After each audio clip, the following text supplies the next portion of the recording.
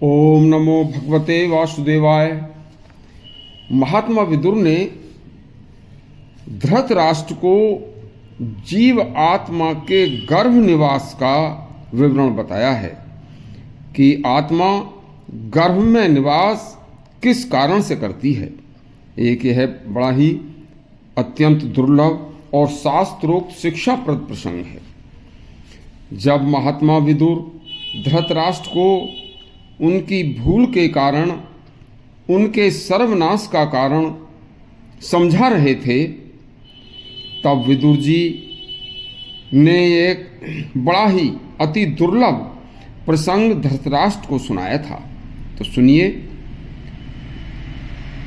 विदुर जी बोले, हे भ्राता, आज जो मैं आपको प्रसंग सुना रहा हूं, इसे ध्यान से सुनकर अपना व अपने मर चुके बांधवों का कल्याण करें।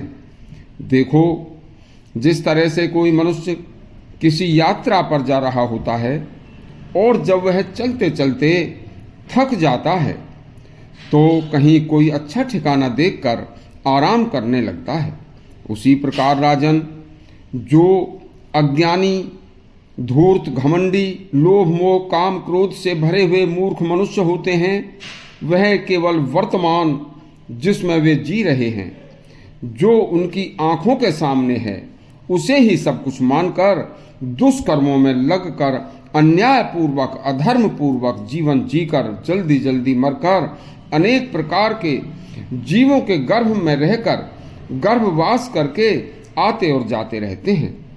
देखो, लेकिन हमारे धर्मशास्त्रों ने गर्भवास को ये एक बड़ा गहन संसार, घनघोर वन बताया है, जो मनुष्यों तथा चर अचर प्राणियों का संसार चक्र है।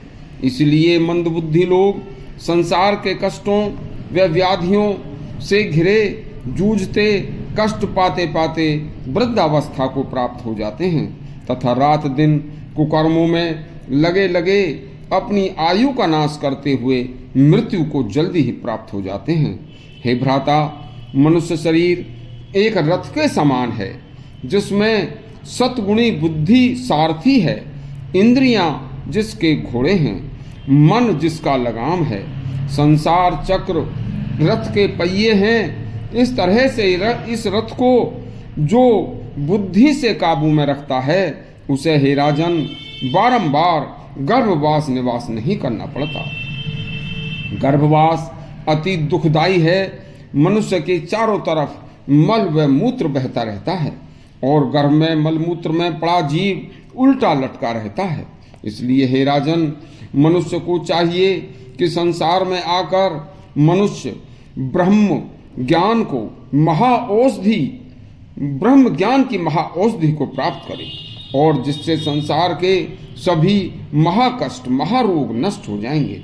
पराक्रम, धन, मित्र, बंधु, बांधव तथा सभी संसारी लोग आपकी कोई सहायता नहीं कर सकते। इसलिए मनुष्य को दया भाव में रहकर शील प्राप्त करना चाहिए। दंभ, त्याग और अप्रमाद, ये तीनों परमात्मा धाम को ले जाने वाले घोड़े हैं।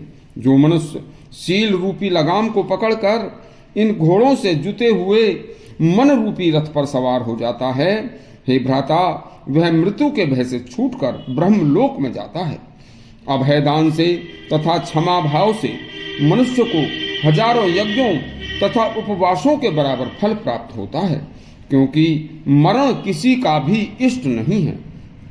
इसलिए सभी मनुष्य व सभी जीवों पर दया भाव रखना अति आवश्यक है। धन, बल, माया हमेशा किसी की सगी नहीं है, इसलिए इसको सब कुछ नहीं समझें। यह प्रसंग अति दुर्लभ ज्ञान का प्रसंग है। यदि आपको अच्छा लगा हो तो हमारे चैनल को सब्सक्राइब करें और घंटी जरूर दबाएं। धन्यवाद।